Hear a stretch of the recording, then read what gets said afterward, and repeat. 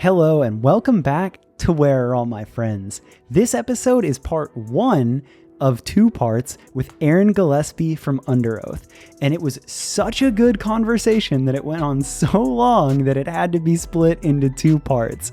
So this, in part 1, we talk about how we both grew up in the same exact hometown and his experiences growing up honestly pretty poor. And then him getting into drums and how his parents really instilled a lot of confidence in him in an early age that he could go and do it. That leading to him meeting Underoath and the band forming, and specifically the question of his very first memories of meeting the guys and what his first impressions were. And then I had a really fun crossover moment where Tim from the band was on the podcast as well, and I asked them both a very similar question of when they both had the feeling of Underoath becoming a legitimately big band. And their answer, I don't want to ruin it, but their answer was very, very similar. So hearing those 2 sides cross over was so damn cool. And then we kind of just talk about like those early days of Underoath all in general and just how much energy was there, them writing Chasing Safety, all these cool stories. So that's part 1. Part 2 will pick back up with him playing drums with Paramore, then him coming back to Underoath with a whole new wave of inspiration, and what he's currently up to as a songwriter and how he differentiates his artist projects between the almost Aaron Gillespie, Underoath, and even a lot of what he's doing as a songwriter outside of that, what inspires us, what inspires him, where he sees the future of music going. So just all around like a crazy good series of episodes. And then in addition to that, there is a bonus Patreon episode, which is a lot more of us talking about like our favorite books, our favorite podcasts, our strange love for cars, and kind of like how we get out of the way of ourselves as creatives sometimes, like the feeling of sometimes you're super hype on what you're doing and other times you hate everything. So it's just kind of more of a candid conversation of us chopping it up about that. That's at patreon.com/whereareallmyfriends. And then as a bonus to hook up hopefully a diehard Aaron Gillespie or Underoath fan, he was kind enough to hook up a mystery item that we're going to give away to somebody who's listening to this podcast. Might be some signed drumsticks, might be a signed drum head, or maybe another relic. I don't know yet. He's going to surprise me. But anyone can win that. Just share this episode. That's all it is. Just post it on socials. Make sure to tag him and I. We're going to give that away to a lucky listener or viewer. I think that says it all. Let's get into part 1. I'm so excited for y'all to hear this. Where are all my friends? Aaron Gillespie. This one is a long time coming. It's about damn time. And I'm genuinely so excited for 2 strange reasons. One, we are both from Clearwater, Florida. And I feel like we've got some like specific cross streets to talk about on that level. And then also I've talked to one of your band members and your manager on the podcast. And there's a couple stories in their podcasts that I'm curious. I want to tie some pieces together. So dude, I'm just hyped. I'm so happy I made this happen. Thanks for having me, man. I'm really stoked. Big fan of the show. And, yeah, like we were talking about before, I'm just a fan of the medium of podcasting. So, yeah. All I ever want to do is talk to interesting people. So to be able to just kick back and chill after a Hell day, yeah, dude. Have a good conversation, like this is That's it. the best. We did it. That's the best. That's why We've we do already it. succeeded in the podcast. We win. We haven't even started. We win. Okay, see you later, man. Yeah, dude, this was great. So good to see Peace. you. There it is.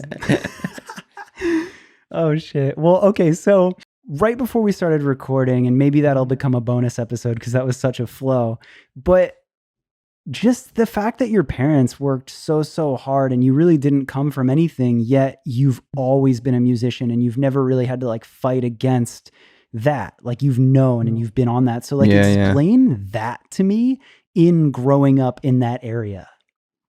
I mean, it's hard because like someone asked me the other day, and it wasn't like an interview or like someone asked me like, how long have you known? Or like, it was like 2 questions in one. It's like, how long have you known or how long have you been playing? But it was all, the question was like framed like, did you always know it would work or something like that? And I was like, no. And I don't remember like the ethos, the nexus of me beginning to play an instrument or anything. But, you know, like you just said, I grew up food stamps, the whole deal. We grew up in the same town. I grew up on the bad side of the tracks, as they say. Yeah. And like, I can remember being a kid, and my parents my parents got divorced when I was young, but they were both so supportive of like, if you want to do it, do it. You know, I never drums was my first thing. And my dad traded a job. My dad had a lawn business that I got the wondrous privilege of working for every summer. But lawn business in Florida, you know, living the dream. But dude, he traded a job to a guy in Bel Air, which is like the nice part of town, you know. It is. He traded a job to a guy in Bel Air for a drum set when I was 6 years old. And so they were always so supportive. Like, I made fucking noise, dude, like playing the drums. So for me, like, it was never a question of if or not I was going to do it forever. And the funny thing is like, my parents didn't squelch it either.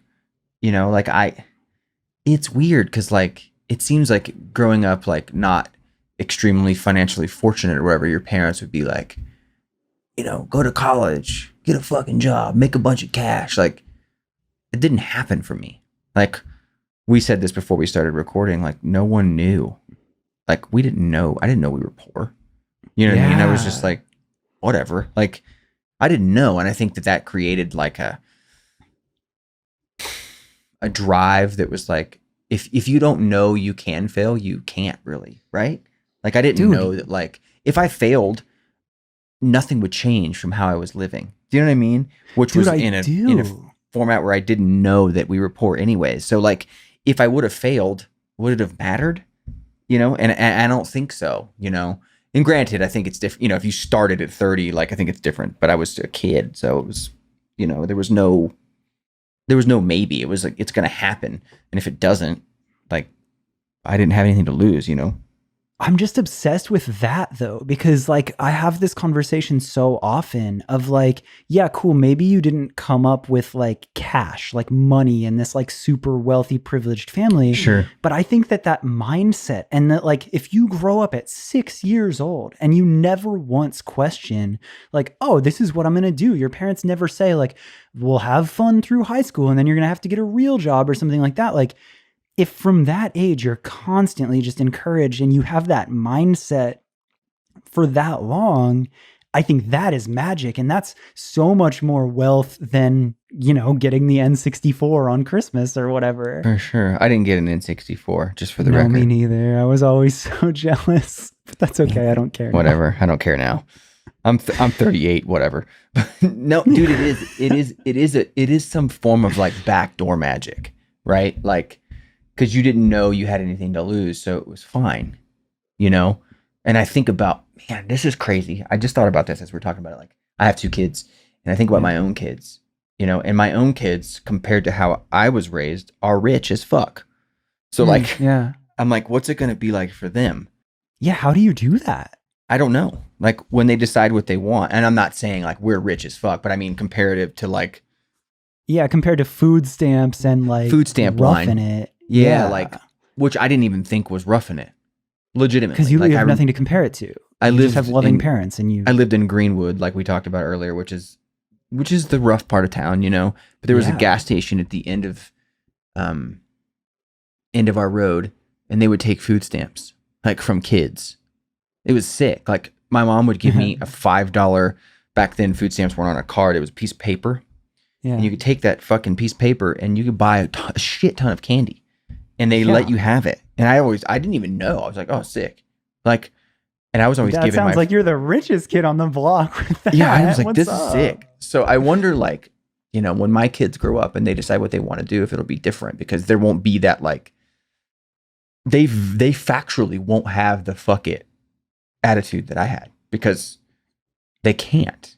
You know what I mean? Like, they're not going to come up that way. And I'm thankful, you know, that I can give my children what they want. And then my son has 2 Xboxes, not 1, 2, you know, like, I'm thankful that he has that. But I also think, like, it's going to be different for them. You know what I mean? I oftentimes wonder about that, because I think that my circumstance and the way I grew up shaped who I am. and a lot of the Totally. good parts of that. So as a Totally. parent, that's wild to think about. I think about that and I don't even have kids. Yeah, it's really interesting. And I try to like, I try to simulate it somehow. I don't want my kid to have food stamps, but I try to simulate it like you got to do this to get that. We play like a little bit of there's a little bit of a game of roles in our household where it's like, if you want that thing, you got to do this to get it, and it could be whatever, whatever the this to get it is. But yeah, dude, it's weird. It's definitely a weird form of magic, but I'm thankful for that. At least, I'm thankful for growing up that way. And there's probably things that we both have that are fucked up in our brains that we probably need therapy for from those years, but also like it creates the good stuff too, So yes, absolutely. Too real. Okay, so again, my favorite part, like I love when I do an interview with somebody that's done a billion interviews or a podcast with somebody, because Sure. I don't have to, I can just go to all the, I can just selfishly be like, cool, this spot, this spot, this spot. And I have a couple moments with your story. So I know Clearwater, I know Florida. I know that all of the Underoath boys are very like proud to be from Florida and like take a lot of pride because that scene was not a lot. Like we didn't have a lot to work with. So if you made Totally. music in that Tampa, St. Pete, Clearwater area, not even Orlando, because there were bands out of there. It was a slightly different scene, but there wasn't that much there. So the fact that you aligned with those guys and started doing what you were doing from there is like relatively small town vibes, crazy lightning in a bottle kind of thing that happened. Rarity. What are your first impressions of meeting the guys? How did that happen? I mean, it's so crazy how it all came together. Like, if you think about like the local band Underoath days when like 2000, yeah, I played drums in a church, and someone's dad saw me playing drums on a Sunday morning, and the next day I had a phone call on my answering machine from Dallas, the original frontman of Underoath, like, hey, we got a band. And this is how crazy the nexus of Underoath is. Hey, this is on my parents' answering machine. Hey, we got a band. Wanted to know if you wanted to play some drums. I was like, so the next day, these dudes show up. This is how crazy my parents were when I really think about it. The next day, these dudes show up in front of our house in like a Corsica with an amp in the back. And they're like, yeah, we're going to drive to Ocala to practice. So Ocala, that's 2 hours. It's like 100 miles, right? I forget exactly how far it is. I was like 16, right? I got in a car with these strangers and went 2 hours and stayed for 2 days and practiced with Underoath. That was the beginning, right? That's how it started. Why Ocala? That's where Dallas lived, the original frontman of Underoath. He lived in Ocala. Okay. And I don't know how, like, they just heard that I was good or something. Dude, it's fucking crazy. And then we played around town, whatever. We played at this place called The Vineyard, which was another church that had like shows on the weekends. And this is even how weirder it is. Like, that's where we met Tim. Tim joined the band. Grant joined the band. James joined the band. Spencer joined in 2003. Oh, so you're pretty OG. I am the OG. I'm the only like true OG. I mean, we're all OG. Oh, wild. Like, it was a local band until really 2003. But I'm the OG. I am me and Chris. Chris joined like kind of right after I did. My first impression of Chris was he was a nerd. He went to school with Dallas. And he's always been so nice. Like for years, I've never said this to anyone. For years, I was convinced it was fake. I was like, this dude is a fucking dick when he's behind closed doors. But it's truly real. I love that. Tim was and is so energetic, and he never talks about this, but he was like the best skateboarder out of anyone. Really? Like, Tim could like ollie onto the back of a truck bed and shit. He was so good. He probably still is. He won't do it anymore though. And then Grant's the only one who his dad had a pool at his house, which we thought was so sick. And I met James. James was the last one before Spencer joined. This would have been like 2002. James was living at Grant's house as like a roommate. Okay. And we had lost like one guitar player. They one of the original like local band guys, and James was like, I'll do it. And so when I met James, he was painting.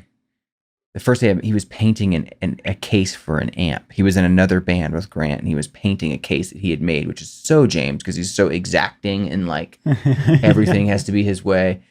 And then the linchpin, kind of the last piece of the puzzle, was Spencer. And the vibe when I met Spencer was like, we were just brothers, just meant to be. Like, he was dating a girl that was best friends with Chris's now wife. And so they always saw each other, Chris and Spencer. And we had asked Dallas to leave in 2003. And we had some obligations to play it was like 3, I can't remember. God, it's so long ago. We had some obligations to play 3 or 4 shows. I know one was in Alabama, in Birmingham. And we didn't have a singer, frontman. And Chris was like, I'm going to ask Spencer if he'll do it. And Spencer was in this band called This Runs Through. And you couldn't get Spencer out of the band because it was with his brother. So so Spencer came and did these 3 shows. And it was so strange because the first rehearsal we did, we just started writing They're Only Chasing Safety. Like, we learned the songs eventually, but it was like, we just went straight for the guts. It was the weirdest thing. Like, I can remember, like, we just started. It was the weird, like, no conversation about it. We got this idea. What do you think? And it was just started. So he did like 3 shows. And I think I might have said this in one other interview years ago, but like, Spencer never joined the band. It's like you go to a bar and you pick up someone and you go home and like the next morning you're like, you want to go for breakfast? And then like, they just never left. It just keeps going. He's officially not in the band, I don't think. Like 20 years in. So there's a kind of vignettes of my first impressions of those guys, and I think that, the funny thing about no one's ever asked me that, but like, I think, so you're doing your job well, but I think that like, nice. The funny thing about it is those first impressions I had of all of them, like, so much of that is still there now. I love that. Do you know what I mean? I absolutely do. Like, so much of that is still there. Like, James is exacting and always like everything is protected and built out. Chris is just fucking nice, and it's just he's the only truly nice person that I know. Tim is inspiring because he's so full of energy and it never stops. Yep. Like. It's Grant is funny and just doesn't really give a shit about anything. Yeah. And Spencer's my brother, like we just make shit together. We always have. Like, dude, we just do it every day. I talk to Spencer every day. I've talked to Spencer every day for 20 years. Even when I quit the band, we might've had like a 2 or 3 week falling out period there because he was fucking pissed off at me. But like, yeah, it's weird how you can ask a question like that and it kind of, you flooded my memories and my emotions with that question. It's funny, man. It's so funny. Dude, it's like, I think that like the very specific moments of the band and this song and that specific drum part, it's like, yeah, that's cool and all that. But like, y'all formed this brotherhood so long ago and it still holds up, and like that started somewhere, like those early moments, and I'm like, tell me everything. And I just love hearing things like that. Like, it's just cool to me. It's so weird because like, I don't even know, like, we got back together in 2016. I was playing drums for Paramore at the time, and we started like a group chat in 2014, and I had quit the band in 2010. And then the band broke up officially in 2012 or 2013. And we started a group chat in 2014. And I hadn't played with them in 4 or 5 years. And they were like, should we do, I think it was Grant. Grant started the group chat. He's like, should we do a 10-year They're Only Chasing Safety show? It started as a 1-show thing. So us being here now started as a thing about 1 show. And I was like, I don't know. Like, it'd be sick. And then it'd be sick. And then Tim was like, what if we did a tour of both records? Define the Real Line and They're Only Chasing Safety. I was like, that sounds like a lot of work. And they're like, let's wait 2 years. Like, we were playing the long game. And I was sort of just like, because at this point I was in Europe with Paramore, and it was a lot of work and I was gone all the time. And we did that 1 tour, and it was wild. And then we just kept going. Like, I don't think we've officially gotten back together, but It's like Spencer joining the band. dude, it's so weird. You That's did one reunion show and you're like, well, like, guess we maybe write an album now or something. I to don't be know. fair, it was a tour, but like, yeah, I mean, it's kind of just who we are, I think. You know, we all do lots of other stuff, you know, but I think it's just such a piece of us. And I think maybe that's why it's continued to be good, is because there's nothing about it that's fake. Yeah. You know, Yeah. like I truly, like, down to like the logistics of it, like they don't make sense half the time. You know, there's nothing about it that's manufactured. I can say that, you know, Yeah. other than like Dude, a photo shoot or something. You know? feel it though. Like I again, like I do have that personal firsthand experience of hanging with you guys when you're being just yourselves, and then even being out on a tour with you guys for a little bit when I was working with Limbs. I remember that. Yeah. Yeah. Yeah. So like I've seen it through and through, and there's something that I'm so interested in with y'all's dynamic, because it is different and it's very organic, but then it's also like, y'all don't fool around when you're together. Like there's this drive and this obsession to make something, like your live show and all of these bits of it. I'm just like, Jesus, like you just turn something on where I'm just like, it's fucking cool. This is real. Yeah, dude. I think a lot of it is like, none of us started this and started touring full time and all that to make it, quotation marks, you know, like we did it because we loved it. And we loved each other and we loved the music. And I think that, as cliche and kind of cheese dick as it sounds, like when you put something in pure, I think you get something out. You know, like when you put in pure stock, like pure time, pure passion. And so now for us, it's about protecting that. You know, like we've made a lot of mistakes, you know, especially with each other, like socially. But I can say this for Underoath, that we've done our own shit. Do you know what I mean? Like we never like, well, they said we had to do it this way and I hate it and you hate it. We're going to force each other to do it. You know, we've never, ever done that. Ever, not ever.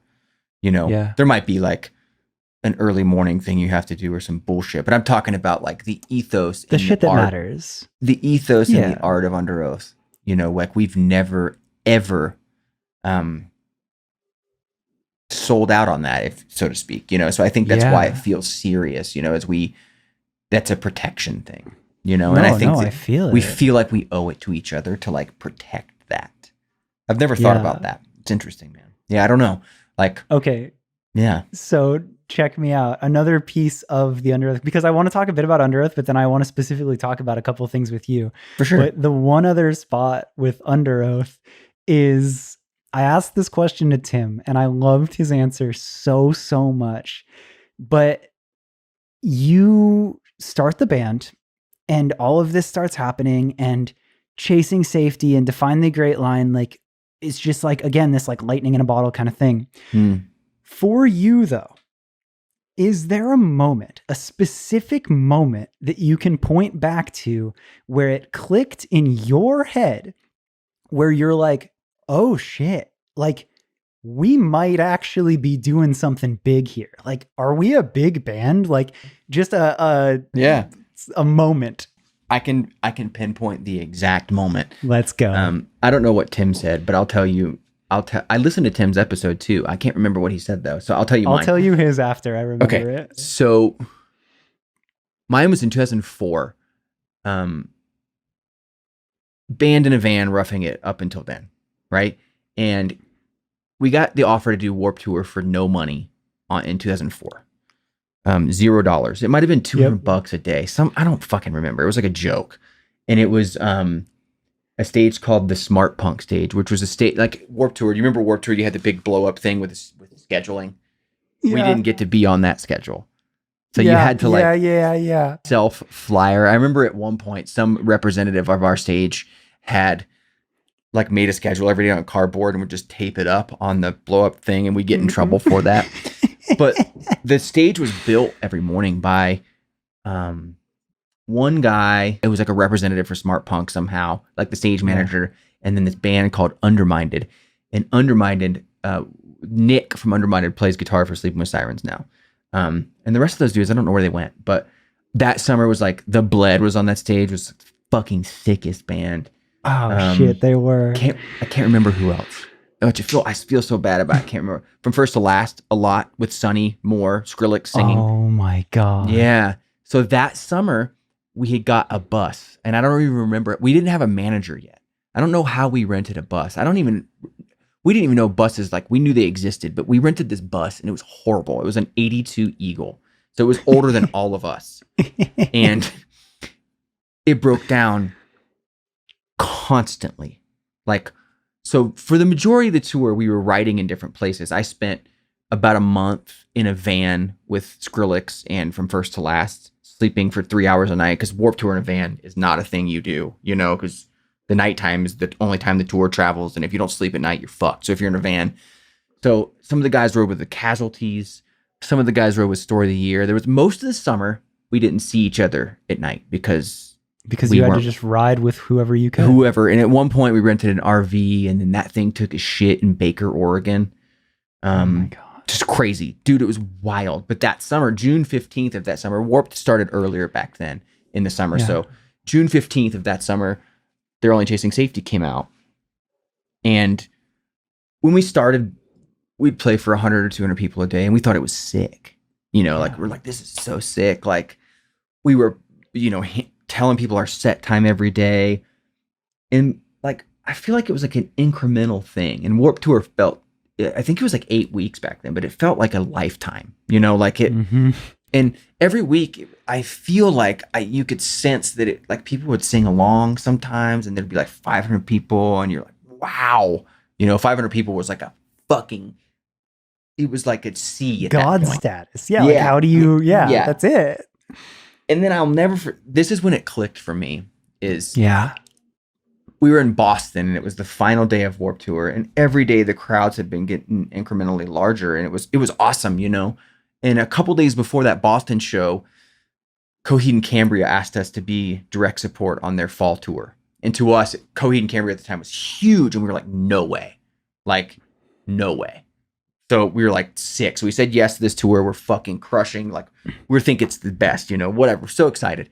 So we're in Boston, and that year, The Used wasn't on the tour, but The Used at the time, you remember that first Used album. It was huge, dude. Oh, massive. They came and played that show in Boston, and I was such a fan of that first album. Yeah. Of course, so I wake up in the morning, you use the fresh porta potty. Yeah. I go look at the schedule, and we're playing during The Used. And I'm like, what's the point? Like, that was it every day, right? It's like, you get your set time, and then you go compare set times and make sure you're not playing during Taking Back Sunday or, whatever. Yeah. And so we're playing during The Used, and I'm like, it's fine. You're just like, well, we had a bunch of other good shows, so we can play to no one today. We climbed up there that day, and there were thousands of people at our show. And I realized that day, and the energy was like, it was electric, like it was like people knew all the songs. And that summer it grew, by degrees, but that day it clicked for me, and I think if you asked our band, each guy would have a different answer possibly. But I think for me, that day was the day where I was like, you want to hear the craziest part? Sure. Is I'm pretty sure that the moment that Tim is talking about when I asked him that is that same summer. And you can tell me, but he points back to a moment on Warped Tour as well. And I wonder now, so his moment, tell me if it's this year, but it's a DIY stage, and y'all are in Atlanta. And the security guard, it was like, you guys, you're starting to get, like, the album is out, people are showing up, it's going from 100 to 200 to 300. And he talks about this day where they started to break the barricades in the stage.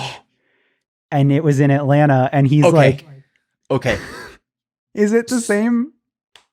Different day, but same summer. So this was like a week before, probably. So this was like when the whole fever. I can't believe you both pointed back to the same summer. Yeah, that's wild. So that day, I'm not to retell the story, but they didn't build our stage. I want to hear it. They didn't build our stage that day.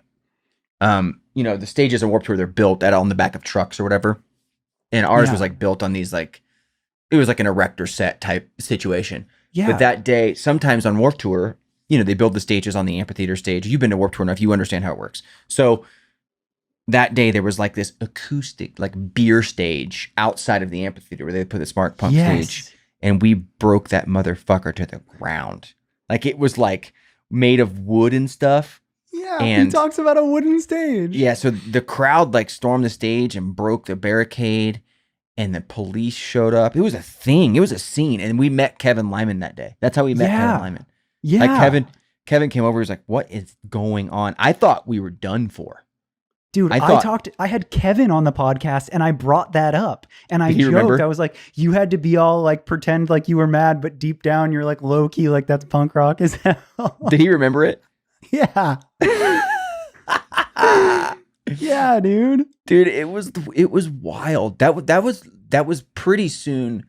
That was pretty close to mine. That used Boston story I told you. Yeah, dude, that summer though, weird. I think maybe now that I know Tim told you like a similar story, I wonder if everyone would say that summer. I don't know. I'm so curious now. You got to ask them, like, just like separately when you're talking to them, be like, hey, what moment did you know? That's so weird. And I don't know if it was like a knowing of more than it was like, oh, it's going to be all right.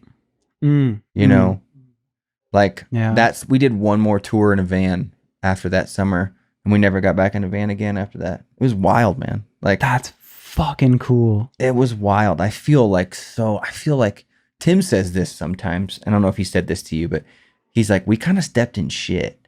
That's how he says it, you know? Like that's the phrasing, the vernacular that Mick Tague uses is like, we're so lucky, you know? Because like so many of our peers and people we grew up with that in my opinion, are better musicians and whatever, like they didn't get that experience, you know? And I don't know why we did, but I'm thankful, you know? For sure. That's so fucking cool, dude. That's so cool. And I love, like, that's my favorite thing that you guys both point back to that summer. Dude, it was wild. God. And I also love that you were just like riding around with From First to Last and Sunny in a van. Like, dude, fuck, that's cool. I was a huge fan of From First to Last with him. Oh, it was just you. It was just me. Everyone else was somewhere else. We should ask them. I don't know where they were. Dude, it was the craziest thing. And our merch guy was somehow like storing our shit on someone else's bus dude, it's wild. Like, that shit would never happen now. Like, dude, that's like, what a formative, crazy summer. Like that, it's so nuts how many things just point back to that little magic moment in time. If I can be honest, like, it was the best summer of my life. Like, dude, it was awful, right? Like, logistically and like in every way that you can, like, everything that can go wrong, but like, it changed our lives. And I think that, like, if you ask me right now, like the summer before the shutdown, we literally toured with Alice in Chains, like my heroes. In front of 20,000 people a night. I had more fun this summer. I had some more fun the summer before. But doesn't it fucking suck not knowing that you're in the good old days when you're in the good old days? Like, you didn't know that when you were in a fucking van with From First to Last being like, hope we show up today. Wonder if I'll find my guys. Yeah. Dude. But you don't know that. Sonny's not Skrillex yet. He's just some young kid that's screaming his heart out, doing his best with From First to Last. And everybody was just trying to make it happen. And you don't know in those good old days. But of course, now as we talk back and look at it, it's like, holy shit, that's magic. And oh my God, of course I understand that. But it was so much better than like anything, you know, and I'm just so grateful that like, that it worked, you know, but I'm also grateful for how it worked. I think, you know, like, I think it's kept us, and if I'm being real with you, I've definitely had times in my life where I've been conceited and an asshole, you know, because I'm like, we did it. But like now in my late 30s, I look back at it and I'm just so thankful we did it the way we did. And I think it kept us humble, you know, like we didn't like put a track up on TikTok and get 4 million plays while we were asleep. And I think that's fine too. I think that's such a cool medium and I'm glad it all works. Like, I'm not one of those old guys who's like, Instagram ruined my life. Like, I think it's all great. Straight up. Totally. Like, I love it all. I love it. Like, I work with those kids every day. Like, I'm in it, you know, but like, I like that we did it the way we did, you know, because I feel like I'll never forget it. You know what I mean? It's funny. It's I haven't so talked about that good. summer in a long time. Random. You pulled out the random deep cuts, dude. Yeah, because this is what I get for being able to selfishly do a podcast. I have no love it. format to follow. I'm just like, I'm interested in this, and this in your love it. career. What's up? So sick. Thanks for playing along. So sick. Dude. Ripping, Dude. To jump to my next point. Let's go. You played the drums for fucking Paramore, dude. I did. That's crazy. For like 5 years, 4 years. And like a very special era of Paramore. Like Yeah. a wildly cool era of Paramore. Yeah. It was What was that like?